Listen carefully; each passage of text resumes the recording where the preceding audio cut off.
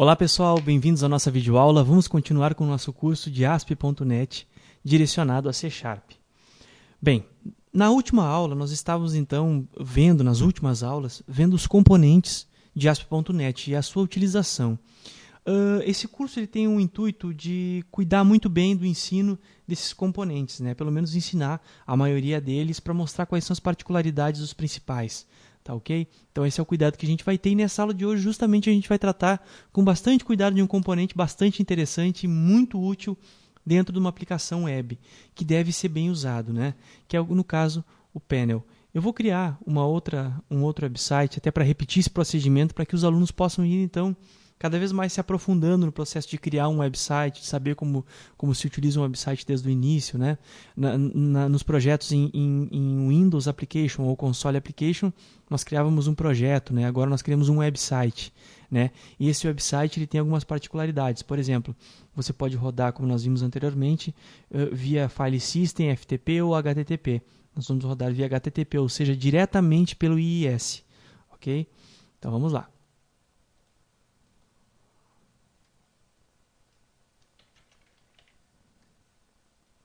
Vou chamar então de website sample. Eu acredito que eu não tenha esse nome já. Ó, já existe, ó. Ele verificou no IIS e viu que esse website já existia.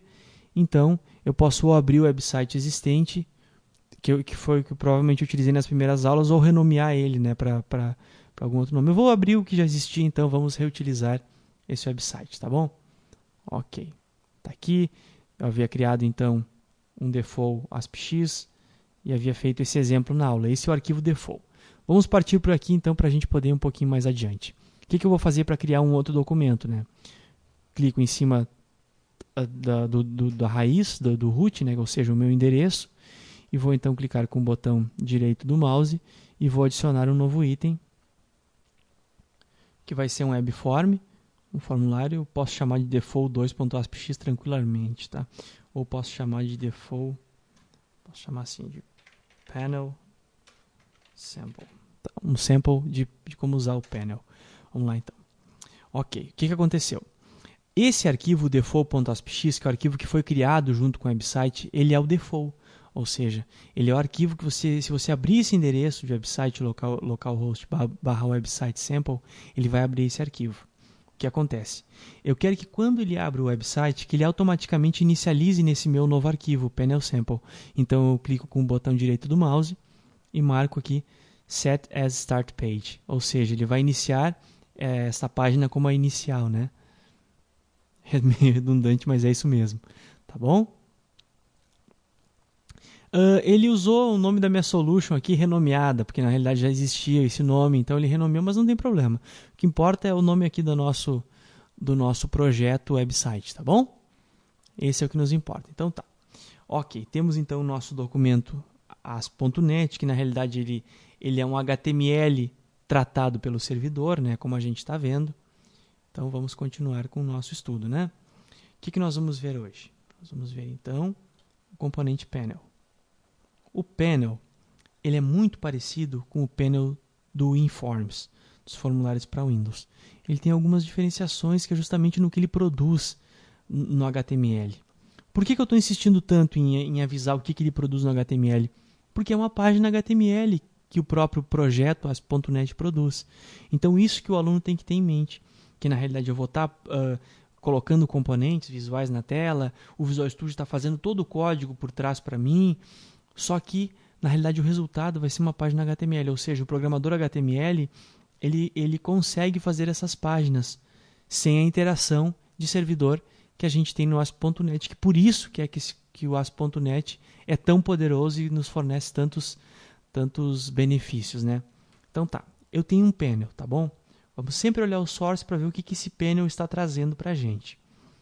Então, na realidade ele cria uma tag HTML div e abre um panel aqui. Então, todos os componentes que eu colocar dentro do panel vão estar entre o panel e o /panel. Se você estuda HTML, sabe que sempre que uma tag HTML começa com a própria tag e termina com a barra, o nome da tag. Ok? É legal você pelo menos estudar o básico do HTML para poder entender isso. bom? Então vamos lá, nós vamos para a parte visual. Então, se eu colocar uma text box dentro desse meu panel e posicionar ela em qualquer lugar, quando eu for movimentar o meu panel, essa minha text box vai junto, porque ela está contida dentro do meu panel, né? E ela, então, eu tenho uma livre movimentação desse meu text box dentro desse meu panel. Perfeito? Mas ok, tudo bem, eu vou fazer o meu painel. Então, deixa eu abrir as properties. Esse meu panel, eu tenho acesso às propriedades praticamente as que eu tinha lá no componente Windows, com algumas diferenças. Por exemplo, algumas importantes. Scroll bar. Eu posso habilitar o scroll bar vertical, então, tá, para poder encher de componentes essa minha tela, popularmente falando, tá? E assim por diante. Mas bem, vamos deixar bem simplesinho esse exemplo. Eu tenho uma text box, eu tenho um label, ok? E vou ter um botão. E nesse meu botão é que eu posso colocar eventos para controlar justamente a visibilidade do meu painel, que é assim que é legal trabalhar num programa web, por exemplo. Se eu tenho um site de procura. Estou dando um exemplo bem básico aqui. Deixa eu fazer. Então eu tenho esse panel para fazer justamente a procura, né? Então,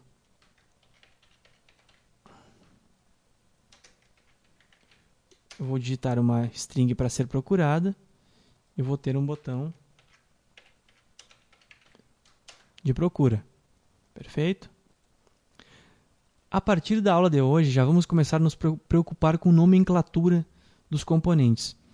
No seu sistema, não é aconselhável no mercado de trabalho você colocar esses nomes button 1, textbox 1 e assim por diante. É interessante você usar uma nomenclatura específica para esses componentes. Bem, eu vou usar uma nomenclatura que eu estou acostumado a utilizar já há muitos anos e é uma sugestão. Quando é um componente visual na tela, geralmente, e é esses componentes que a gente precisa se preocupar mais, né? Eu recomendo a utilização de VC, ou se você quer, se for um texto, alguma coisa, você pode utilizar então um TXT e o nome do campo. No caso, esse vai ser um TXT search, né? O que significa então essa nomenclatura que eu dei? Vai ser um text box, por isso o TXT, e o search é porque é um campo texto de procura. Então eu já começo a partir de agora me preocupar com a nomenclatura dos meus componentes, porque na hora de eu programar um monte de componentes na tela, fica muito mais fácil de eu me encontrar, de eu saber quem é quem, né? Então, por isso, essa nomenclatura. Um botão, a gente vai utilizar a partir de agora, então, o nome BTN. BTN Search, ok? Então, a partir de agora, a gente vai começar a se preocupar também com o nome dos componentes que estão na tela, para que a gente possa evoluir com o nosso aprendizado, né? Bem, ao executar a procura, eu vou querer que os resultados apareçam em um outro painel. Tá? Eu estou fazendo aqui um exemplo estático, sem procura nenhuma em banco de dados, nada, só para demonstração. Tá, ok? Então eu vou ter esse meu painel 2 com os resultados da pesquisa. Ok? Aqui eu vou ter um item 1, um item 2, 3, 4 e 5. Certo? Esse meu painel, por enquanto podemos chamar de usar aqui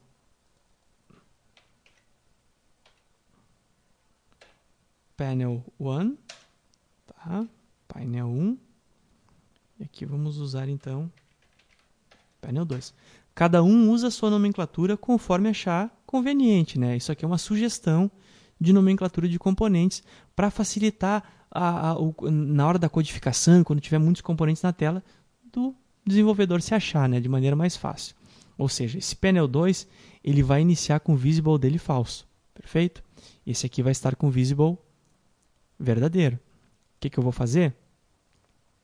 Vou criar um evento nesse meu botão. Tá? Olha aqui, ele já obedeceu a minha nomenclatura, já criou o evento para o clique, que eu vou dizer o quê? Que quando esse botão for clicado, que o meu panel 1 não vai estar mais visível e o meu panel 2 vai ser visível. Bem, essa operação ela é muito conhecida no mercado de trabalho como switch. Ok? Eu dou um switch então nos panels. Eu vou esconder um painel para demonstrar outro. Tá bom? Essa troca de estados é muito conhecida como switch. Então, assim o aluno do nosso curso já vai conhecendo os termos de mercado de trabalho. Se porventura não conhece, se conhece, que maravilha, né? Vamos adiante. Vou colocar um outro botão aqui, que eu vou chamar ele de New Search, que eu vou usar justamente para uma nova procura, né?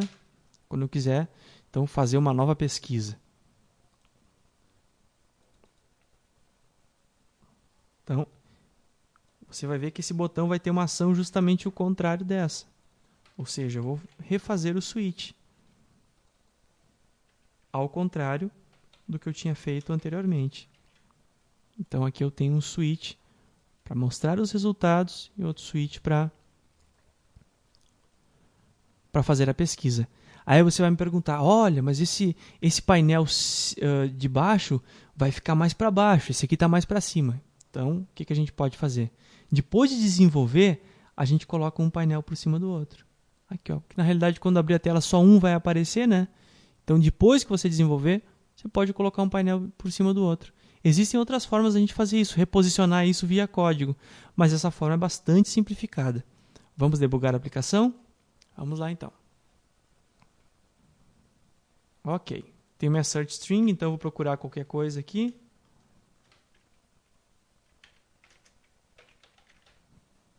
Procurei, ele me mostrou os resultados. Ok? Quando eu clico aqui no botão novamente, ele dá o switch então dos panels. É claro, ele recarrega o painel no servidor, né? Então essa operação tem que ser também bem contabilizada. Vale a pena eu carregar os componentes no servidor? Aí você já vai pensar adiante, que quando nós avançarmos mais no curso e começarmos a misturar recursos, então a gente vai ter que começar a pensar se essa busca vale a pena, se esse retorno ao servidor vale a pena. Okay? Tudo é custoso numa aplicação web, toda ida a um servidor é custosa. Então tudo isso tem que ser bem pensado. Mas fica aqui a dica do panel, então, e seu uso básico com o switch que eu fiz nessa aula para vocês, tá bom? Muito obrigado pela atenção e até logo.